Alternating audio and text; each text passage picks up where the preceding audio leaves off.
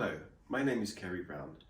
I'm very pleased to be able to promote the book that I've issued with Gemma Chung-Er-Dung on Chinese views of Europe over the last 800 years. This book is a collection of 16 key thinkers from the European tradition on their issues about China and different perspectives. And it goes back to the earliest period of encounter, 800 years ago, with of course the famous writings of Marco Polo in his travels to the court of Kublai Khan, reports which some have even doubted, but which had huge influence thereafter. But more importantly, this book also looks at the consistent engagement by figures who are hugely important in the European tradition in and of their own right, and about how they devoted time to trying to understand what China meant, both symbolically, but also as an alternative intellectual and spiritual tradition.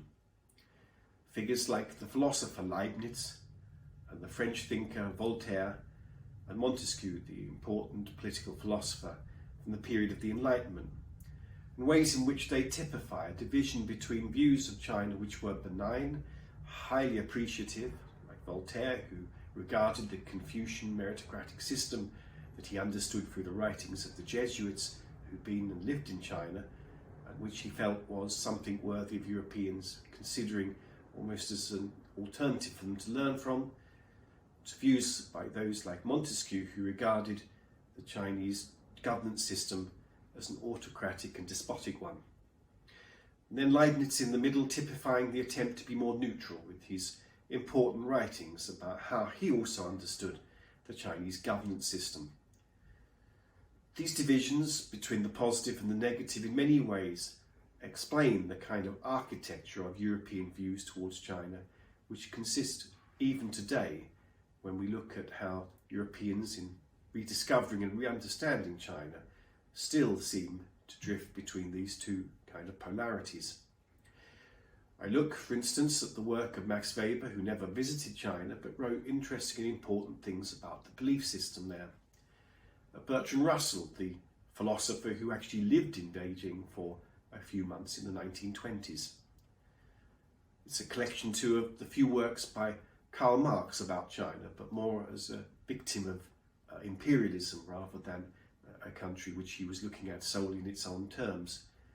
And then Hegel, who had enormous importance and wrote about China in his philosophy of history.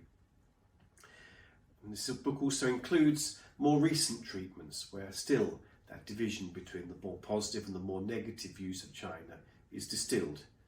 The highly appreciative work, for instance, by Simone de Beauvoir of the political system in China when she visited in the 1950s, to the works in the 1970s by Julia Kristeva and Roland Barthes, who had a shared trip to China during the Cultural Revolution and wrote very different treatments. Julia Kristeva of the kinds of treatment of Chinese women and their status, and Roland Barthes a more ironic and cryptic commentary on what China meant and how he interpreted the images and signs when he was there.